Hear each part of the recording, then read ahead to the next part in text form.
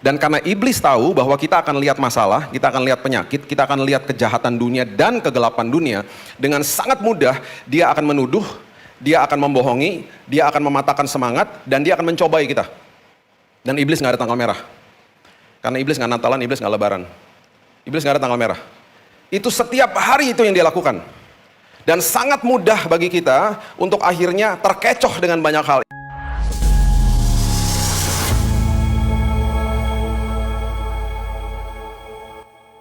Bapak yang baik, terima kasih buat hari yang baru, kesempatan yang baru bersama Tuhan. Dan itu sebabnya Tuhan, hidup kami mengalami Tuhan dan penuh kesaksian. Kami mengucap syukur buat firman Tuhan yang senantiasa memerdekakan hidup kami. Karena kami tahu kebenaran itu akan menuntun langkah hidup kami Tuhan dari hari ini sampai selama-lamanya. Kami sambut firman kebenaran, di dalam nama Tuhan Yesus kami berdoa, Juru Selamat kami yang agung, kita sama-sama katakan amin, amin, amin, amin, amin, amin. Silakan duduk. Oke, shalom. Saya mau undang kita untuk buka sama-sama di pagi hari ini di Bilangan pasal yang ke-13. Dimulai dari ayat yang ke-17 dan 18. Ada sebuah kisah yang waktu saya baca sampai akhir dan saya mulai menemukan beberapa detail-detail di situ, saya merinding banget di kamar saya. Jadi pagi hari ini saya mau ajak Bapak Ibu merinding bareng-bareng saya ya. Bilangan 13 ayat 17 mengatakan begini, maka Musa menyuruh mereka untuk mengintai tanah Kanaan. Katanya kepada mereka, pergilah dari sini ke tanah Negeb dan naiklah ke pegunungan. Amatilah bagaimana keadaan negeri itu, apakah bangsa yang mendiaminya kuat atau lemah, apakah mereka sedikit atau banyak. Ini adalah perintah Musa untuk mengintai tanah perjanjian dan dikirim sama Musa 12 orang. Ada 12 suku betul, tetapi ada satu suku yang nggak ikut sebenarnya. Suku Lewi nggak ikut. Mereka lagi latihan PW, jadi mereka nggak ikut. Ya, mereka nggak ikut.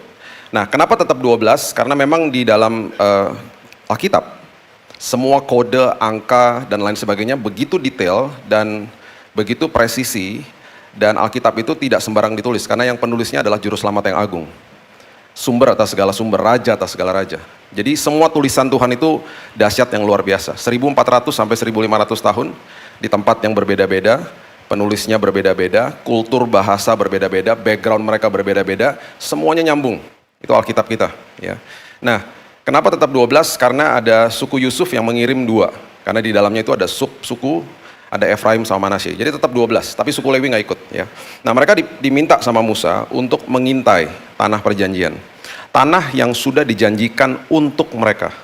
Tanah yang merupakan, kalau kita lihat hari ini, hari besok, masa depan kita. Semua hari di dalam hidup kita sudah dipenuhi dengan janji Tuhan. Ada 7.000 lebih janji firman Tuhan. Dan bahkan semua hari-hari esok kita dipenuhi dengan pengharapan yang tidak pernah mengecewakan di dalam Tuhan.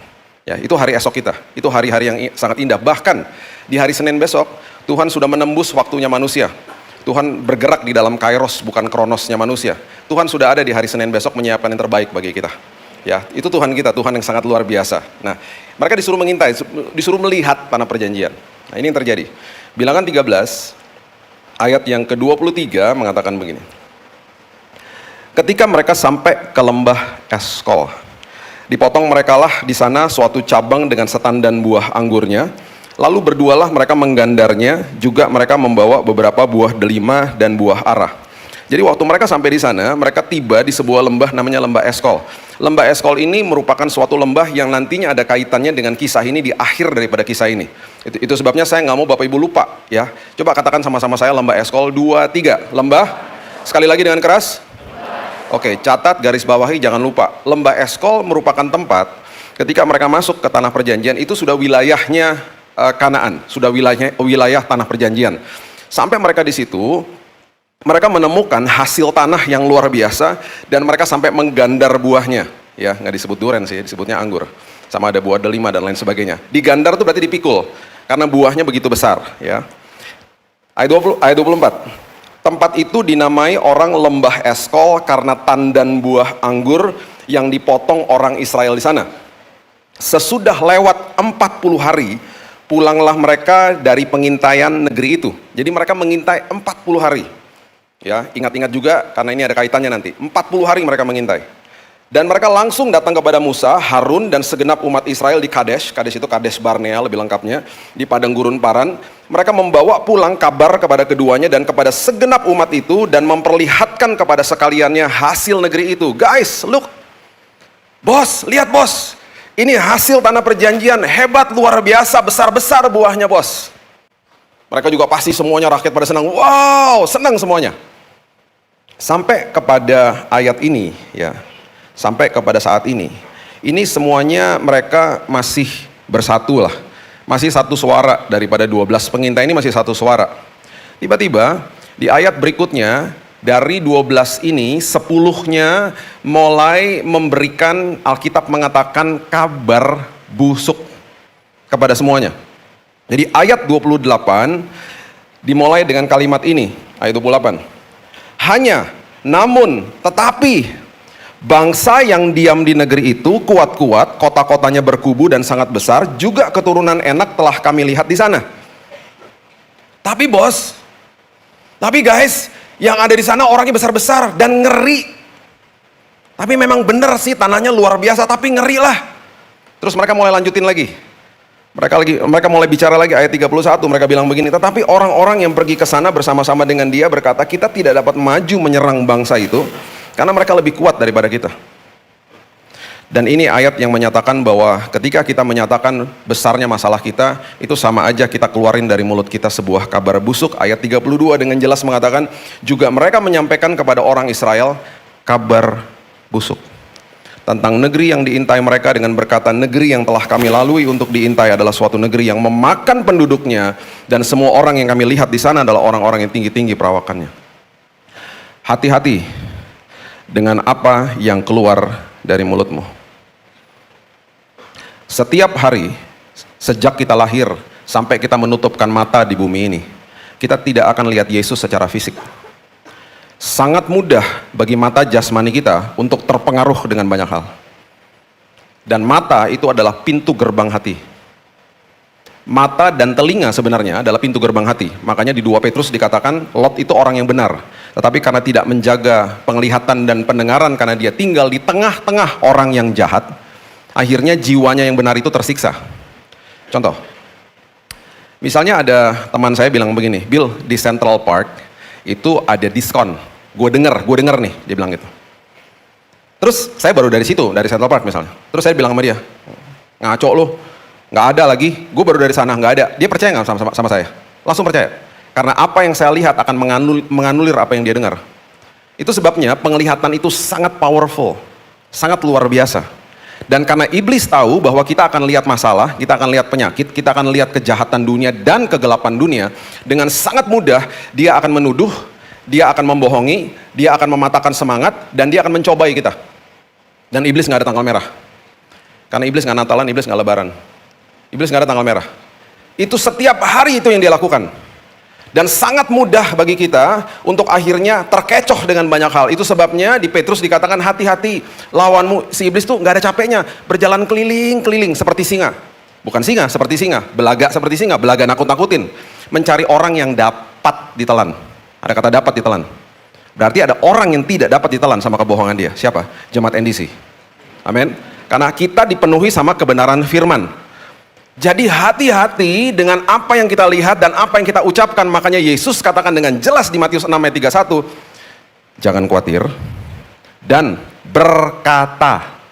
Itu kenapa nggak pernah dibahas berkatanya? Selalu dihotbahkan jangan khawatir, berkata apakah yang akan kamu makan, minum, dan pakai. Jadi artinya jangan ngeluh. Aduh gimana ya, jangan ngeluh.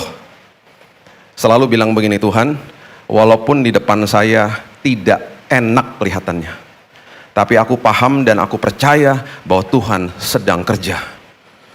Dan ketika Tuhan sedang kerja, setelah semuanya dinyatakan, dimanifestasikan atas hidup kita, kita bisa kutip Roma 8 ayat 28, selalu dimulai dengan kata begini, kita tahu sekarang, aku tahu sekarang bahwa Allah turut bekerja dalam segala sesuatu mendatangkan kebaikan bagi aku. Kapan kita bisa deklarasi itu? Pas sudah lewat semuanya. Kita bisa bicara, aku tahu sekarang, aku tahu sekarang.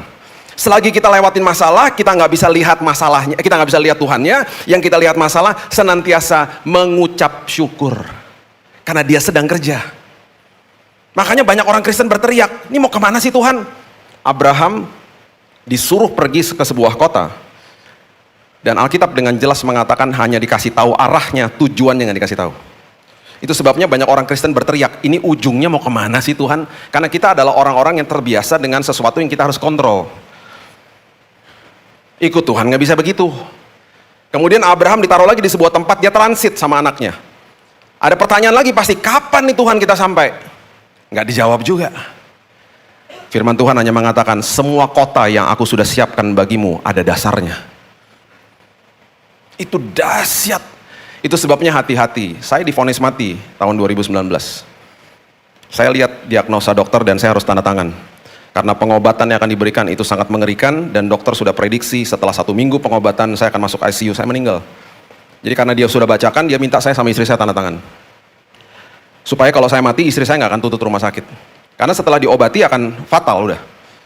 Karena leukemia atau blast daripada cancer di dalam darah saya itu sudah 90%. 90% udah. Jadi pengobatannya juga harus pengobatan yang radikal istilahnya.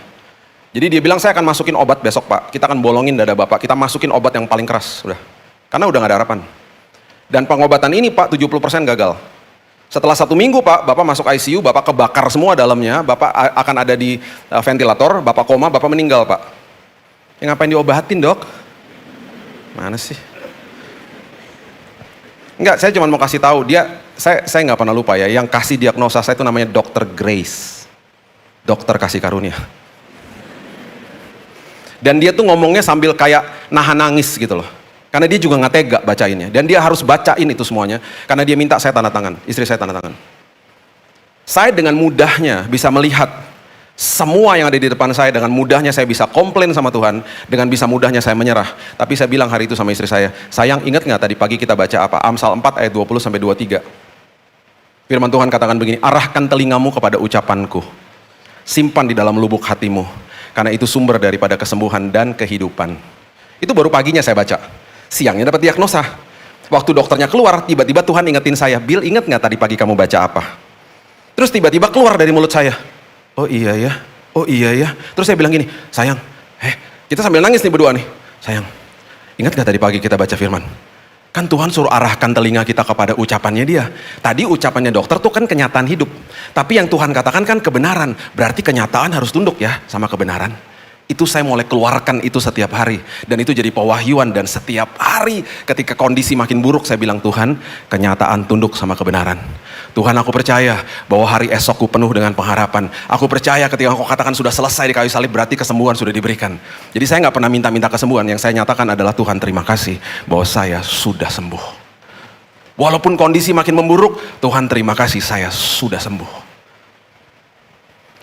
Dalam hitungan 1 bulan di bulan Februari, yang tadinya 90% waktu dokter mencek saya. Dan saya melewati tahap-tahap di mana saya betul hampir meninggal. Tapi nggak pernah masuk ICU. Dalam hitungan 1 bulan, 10 dokter cek diagnosa kembali. Bone marrow, ditancepin di belakang sama suntikan yang besar, ditarik sampelnya. Dokter nyatakan kepada saya, Pak, bulan ini, 1 bulan aja, kami nggak bisa menemukan sel kankernya hilang, tinggal 0% sekarang. Jangan keluarkan kabar busuk dari mulutmu. Karena Tuhan sedang kerja. Apapun yang paling buruk apapun ada di depanmu, selalu katakan, terima kasih Tuhan, ini untuk mengubah hidupku. Dan aku tahu Tuhan sedang kerja. Kejadian 6 ayat 4, kalau Bapak Ibu mungkin berpikir kenapa ada raksasa di tanah perjanjian. Kejadian 6 ayat 4 mengatakan begini. Pada waktu itu orang-orang raksasa ada di bumi. Ya, ini cikal bakalnya ada di ayat ini. Dan juga pada waktu sesudahnya ketika anak-anak Allah menghampiri anak-anak perempuan manusia. Anak-anak Allah itu adalah the fallen angels atau malaikat yang sudah jatuh. Mereka mengawini anak-anak manusia dan akhirnya perempuan-perempuan itu melahirkan anak bagi mereka. Inilah orang-orang yang gagah perkasa di zaman purbakala, orang-orang yang kenamaan. Raksasa itu berasal dari sini. Makanya ada keturunan akhirnya sampai kepada Goliat. Bahkan sejarah mencatat itu ada yang matanya cuma 1 karena defect badannya. Ya, itu yang terjadi sama mereka. Ya, ini asalnya dari situ. Kalau kita mungkin berpikirnya dari mana sih? Ya, oke. Sekarang coba lihat Bilangan 13 ayat 33. Bilangan 13 ayat 33. Ini adalah sebuah pernyataan, ya. Orang yang meragukan Tuhan. Ya, 10 pengintai ini yang meragukan Tuhan, ya, mereka melihat ini kepada diri mereka sendiri. Juga kami lihat di sana orang-orang raksasa, orang enak yang berasal dari orang-orang raksasa, dan kami lihat diri kami seperti belalang. Dan demikian juga mereka terhadap kami. Pribadi yang paling sering berbicara dengan kita adalah diri kita sendiri. Jadi kalau diri kita sendiri ini tidak mengerti kebenaran, kita akan kasih tahu kebohongan sama diri kita. Terus yang paling parahnya mereka bilang begini, ya mereka katakan demikian juga mereka terhadap kami. Dengan kata lain mereka kasih tahu kami kayak belalang, ya saya kayak belalang. Terus musuh kami kalau lihat kami juga pasti mereka mikir saya kayak belalang.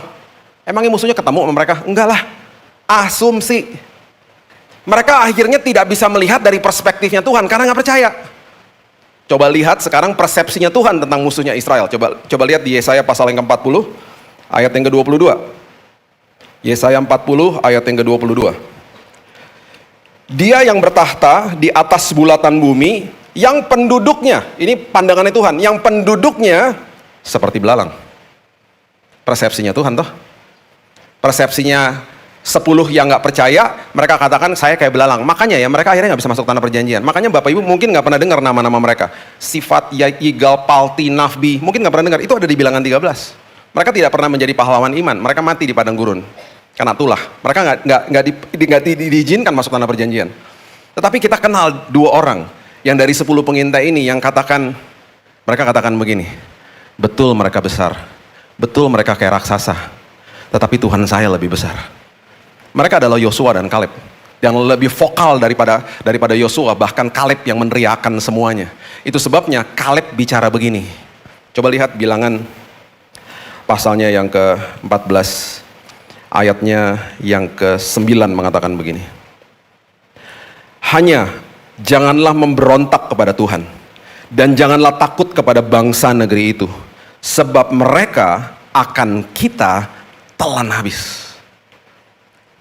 Terus dia sambung lagi, dia katakan yang melindungi mereka sudah meninggalkan mereka, sedang Tuhan menyertai kita, janganlah takut kepada mereka. Perhatikan kalimat-kalimat ini. Kalau kita baca di Imamat, belalang itu adalah salah satu makanannya mereka. Kaleb melihat musuhnya, Kaleb melihat raksasa, dan dia katakan, ya ampun guys, tenang aja, kita telan habis dia. Dia ngelihat musuhnya justru kayak belalang. Karena dia melihat dari persepsinya Tuhan. Anak saya Raina sekarang sudah 23 tahun. Dia waktu masih kecil, saya punya waktu yang namanya, saya sebut dating time sama dia.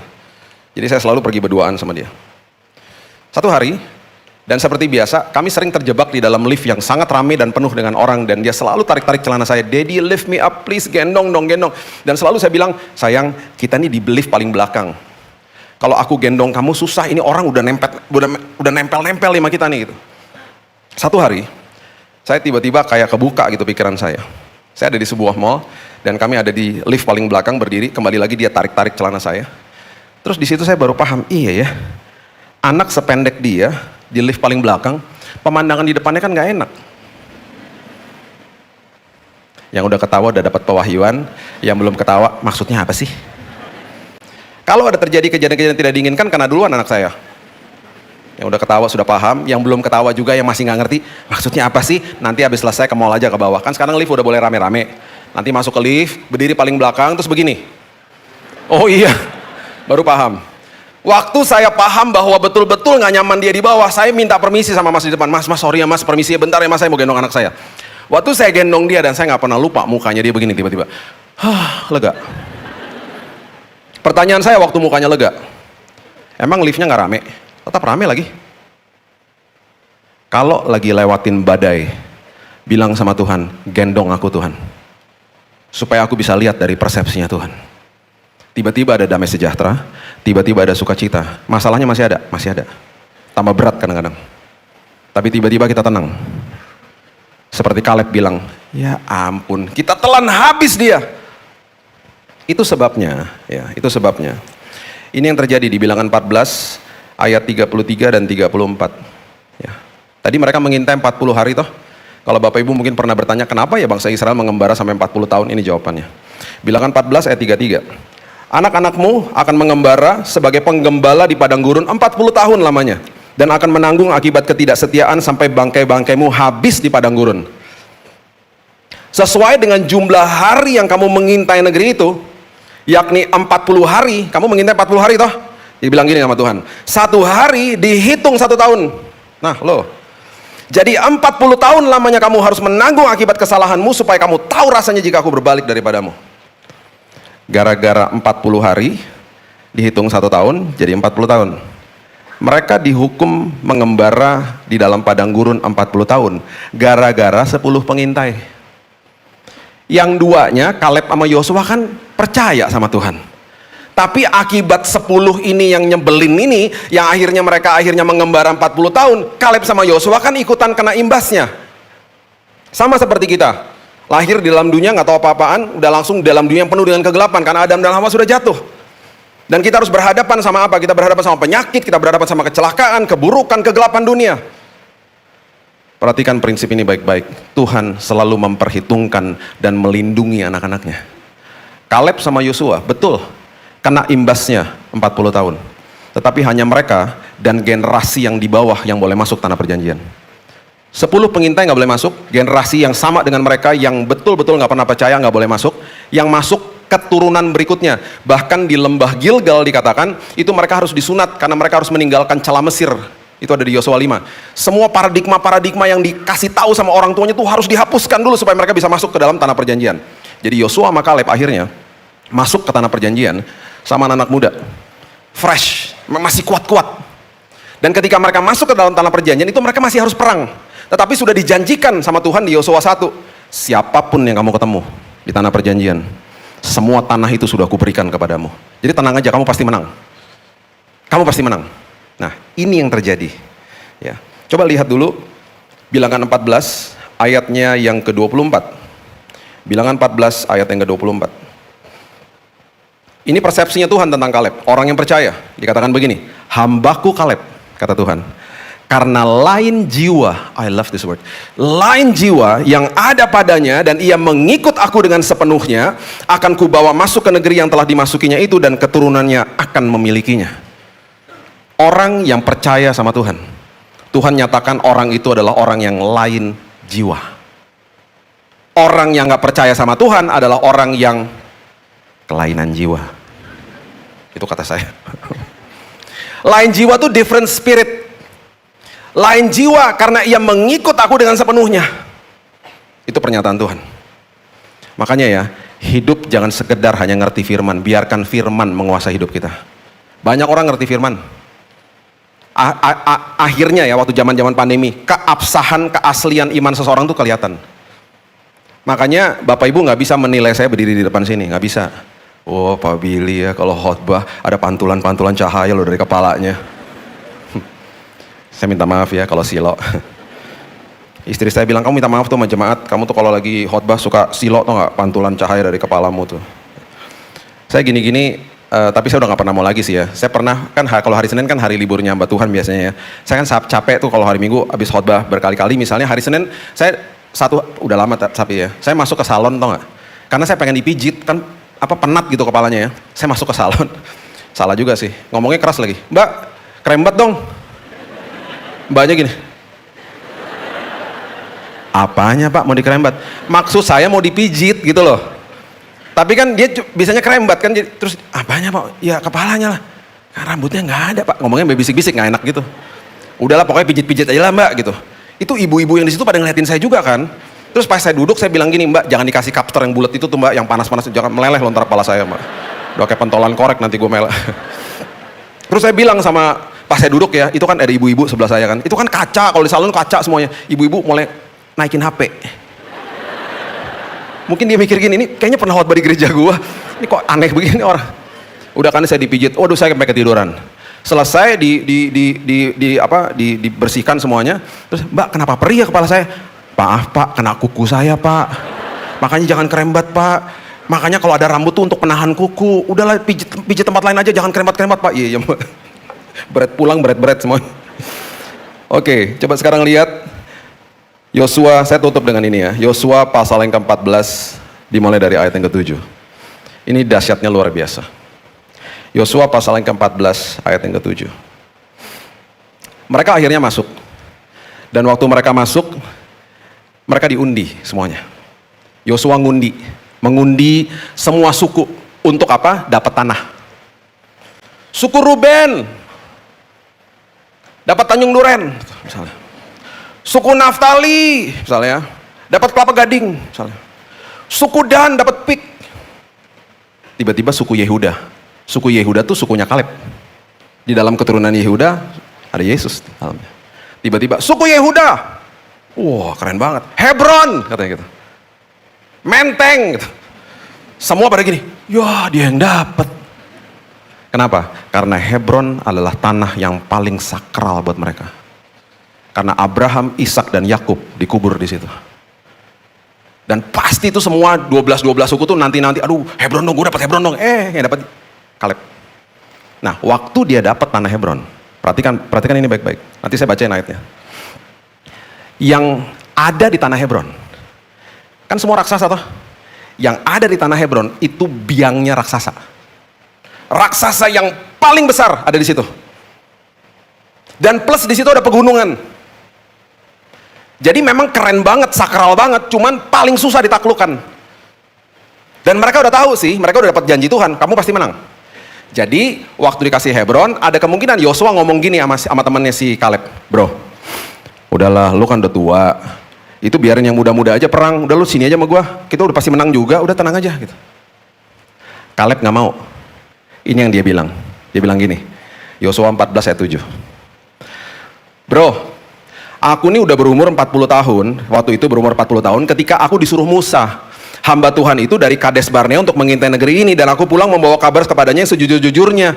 Lu inget gak waktu kita lagi mengintai tuh sama si nyebelin yang teman-teman kita yang 10 tuh, itu umur gue 40 tahun bro, dia bilang gitu. Terus dia sambung lagi ayat 10. Jadi sekarang sesungguhnya Tuhan telah memelihara hidup gua, dia bilang gitu. Seperti yang dijanjikannya, kini sudah 45 tahun lamanya sejak diucapkan Tuhan firman itu kepada Musa, dan selama itu orang mengembara di padang gurun, orang Israel. Sekarang ini gue telah berumur 85 tahun hari ini. Terus dia bilang gitu, gue ini udah 85 tahun loh, itu udah 45 tahun yang lalu bro. Terus dia bilang gini, ayat 11, pada waktu ini, lo tahu nggak, gue ini masih sama kuat seperti pada waktu kita disuruh sama Musa. Seperti kekuatanku pada waktu itu, demikianlah kekuatanku sekarang untuk berperang dan untuk keluar masuk. Mereka kena imbasnya 40 tahun. Tetapi Kaleb lagi menyatakan begini kepada kita, walaupun saya kena imbas hukuman daripada 10, karena saya percaya, saya tetap kuat. Saya tetap sehat, saya tetap awet muda. Itu sebabnya orang-orang yang percaya kepada Tuhan, walaupun tinggal di bawah dunia yang penuh dengan kegelapan, janji Tuhan adalah tubuh, jiwa, dan roh kita akan sehat dan kuat selama-lamanya. Itu janji Tuhan. Jadi dia bilang sama Yosua, gue masih kuat bro. Itu sebabnya ayat 12 dia katakan begini, bagian yang pertama aja dia katakan begini, oleh sebab itu, give me the mountain. Berikanlah kepadaku pegunungan itu. Kan mereka lagi lihat pegunungan yang besar. Give me the mountain, kasih gue tuh pegunungan, gue maju perang buat sama-sama yang muda-muda, gue maju karena gue masih kuat sampai hari ini. Padahal usianya udah 85 tahun. Ayat 13, dan kita tutup dengan ayat 15. Ayat 13 ini adalah bukti bahwa Hebron yang dikasih. Yosua memberkati Kaleb bin Yefune dan diberikannya Hebron kepadanya menjadi milik pusakanya. Dan perhatikan ayat 15. Nama Hebron dahulu ialah Kiryat Arba. Arba ialah orang yang paling besar di antara orang enak. Jadi biangnya raksasa itu ada di situ. Dan amanlah negeri itu berhenti berperang setelah ditaklukkan, selesai udah perangnya. Dan apa yang terjadi? Waktu dia masuk ke dalam Hebron, yang dia temukan adalah di balik pegunungan itu, ternyata betul itu adalah lembah yang tadi kita baca di awal, lembah Eskol. Itu ternyata ada di tanah Hebron. Lembah yang paling subur itu ada di situ. Jadi saya mau tinggalkan ini kepada Bapak Ibu. Ketika rintanganmu di depanmu setinggi gunung, berarti Tuhan percaya di dalam hidupmu ada Kaleb. Berarti Tuhan percaya bahwa setelah engkau taklukkan gunung itu bersama dengan Tuhan, Dia yang berperang bagi kita. Di balik masalah kita ada Hebron dan lembah Eskol, berkat yang menanti bagi kita. Itu sebabnya apapun gunung di depan kita, katakan begini, give me the mountain.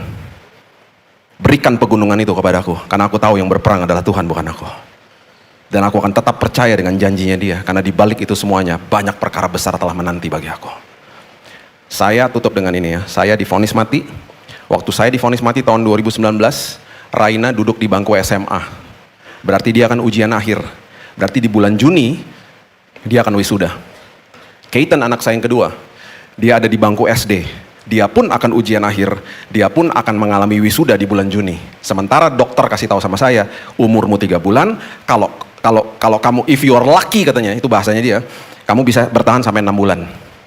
Kalaupun kamu bertahan lebih dari 6 bulan, kamu akan terus dirawat sampai bulan Oktober. Bagi saya, wisudanya mereka itu pegunungan yang sangat tinggi. Seolah-olah kayaknya nggak mungkin. Di bulan Februari Tuhan sembuhkan saya. Di bulan Mei, dokter mengeluarkan saya dari rumah sakit. Dan bahkan saya tanya, ada obatnya nggak dok? Nggak ada, kalau kamu pusing minum Panadol aja katanya. Di bulan Juni, di dalam wisudanya mereka, dua-duanya saya duduk di depan hadir. Walaupun kondisi saya masih sangat kurus, baru sembuh sakit, tapi saya hadir. Itu sebabnya selalu ketika ada masalah bilang, Tuhan saya lebih besar, Tuhan saya lebih berkuasa, Tuhan saya lebih mampu daripada segalanya. Apapun pegunungan di depanmu, itu berarti Tuhan percaya ada Kaleb di dalam kita. Berikan tepuk tangan kita untuk Tuhan kita. Haleluya. Bapa yang baik, terima kasih Tuhan. Kami mengucap syukur buat pagi yang indah ini. Meteraikan firman-Mu di dalam kehidupan kami. Dan kami tahu Tuhan, kami juga sudah dimeteraikan oleh Roh Kudus. Itu sebabnya Tuhan, apapun yang kami hadapi di depan kami tahu bahwa ada sumber atas segala sumber. Raja atas segala raja. Yang senantiasa menaungi kehidupan kami, melindungi dan bahkan menjaga kehidupan kami dan keluarga kami. Aku serahkan masa depan kami dalam tangan-Mu, dan apapun yang kami sedang hadapi hari ini Tuhan, kami akan mengalami Tuhan, dan hidup kami penuh dengan kesaksian, karena di balik ini semuanya ada lembah eskol yang Tuhan sudah siapkan bagi kami. Hanya di dalam nama Tuhan Yesus, kami sudah berdoa dan mengucap syukur, kita sama-sama katakan, amin. God bless you.